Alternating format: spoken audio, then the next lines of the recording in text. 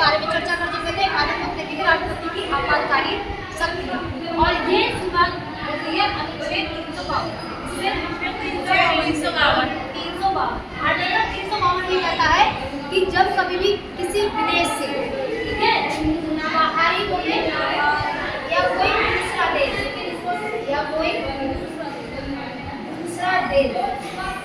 अगर कोई सशस्त्र विद्रोह कर दे, क्या करना है,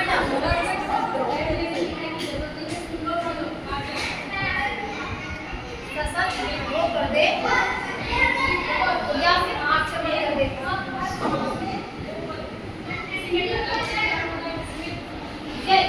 या तो कोई दूसरा देश क्या करेगा, आक्रमण कर देगा, या खुद अपने देश के लोग क्या कर दें, सशस्त्र विद्रोह कर दें, या तो देश में बाहरी आक्रमण हो जाए या देश में सशस्त्र विद्रोह हो जाए। तो ऐसी कंडीशन में राष्ट्रपति क्या करते हैं, इमरजेंसी लगाते हैं। क्या लगाते हैं बेटा, आपातकाल लगाते हैं। और वो भी किसकी सलाह पर, राष्ट्रपति नहीं,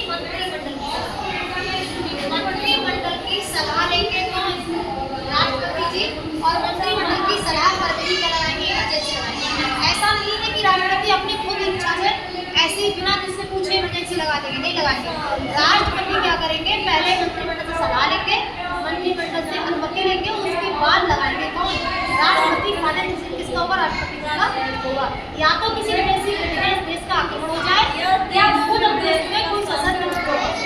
इस सिचुएशन में क्या करते हैं हम लोग, इमरजेंसी लगाते हैं।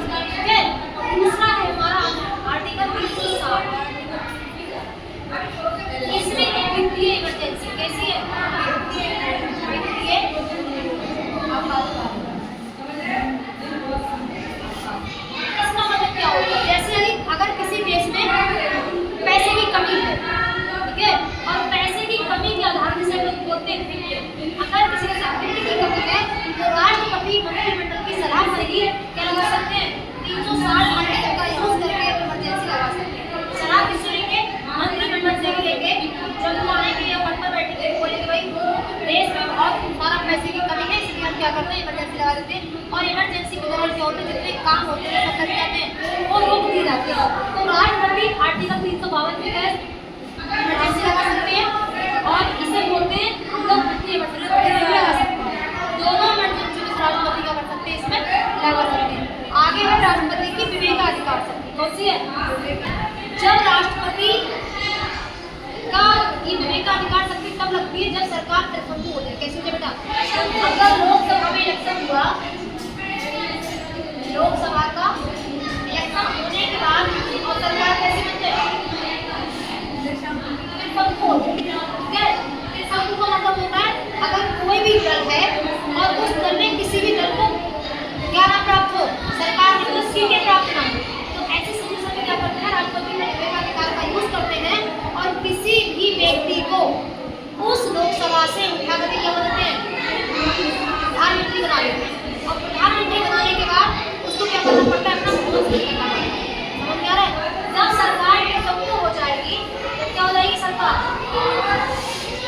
त्रिशंकु हो जाएगी। उस परिस्थिति में क्या लगाते हैं, विवेकाधिकार शक्ति का प्रयोग राष्ट्रपति जी। ठीक है, उसके आगे देखो,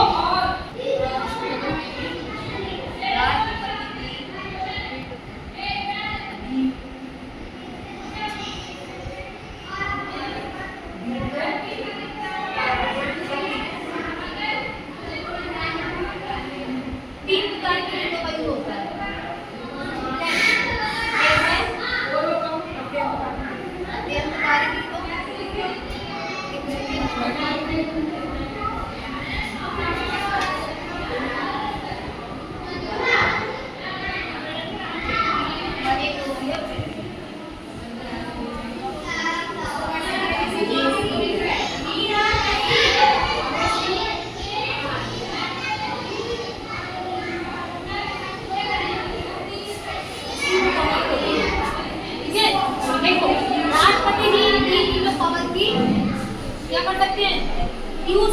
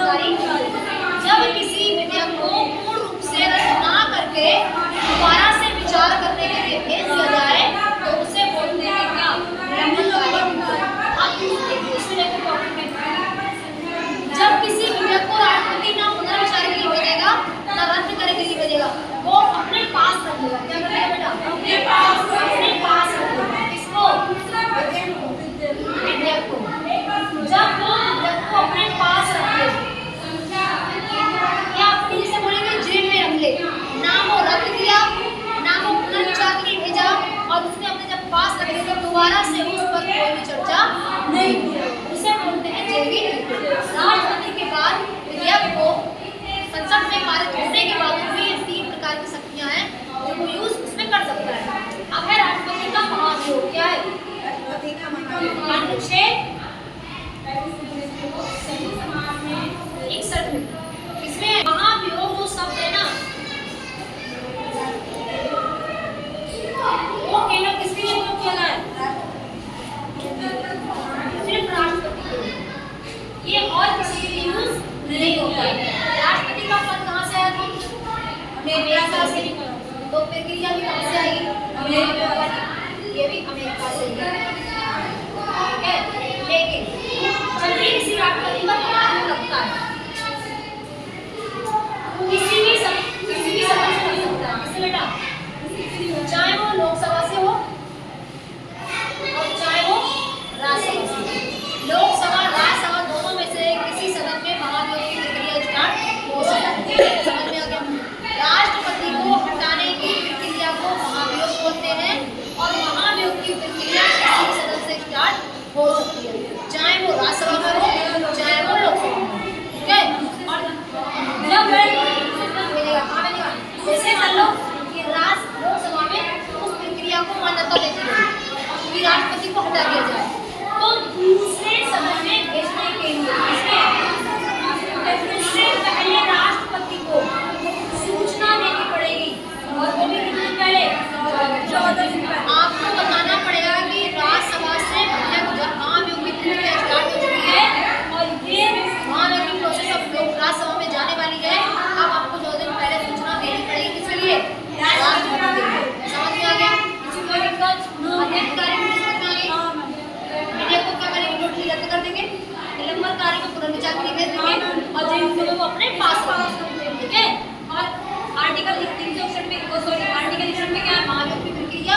और महाभियोग की प्रक्रिया क्या है? राष्ट्रपति को पद से हटाने की प्रोसेस है। क्या है? हटाने की प्रोसेस है।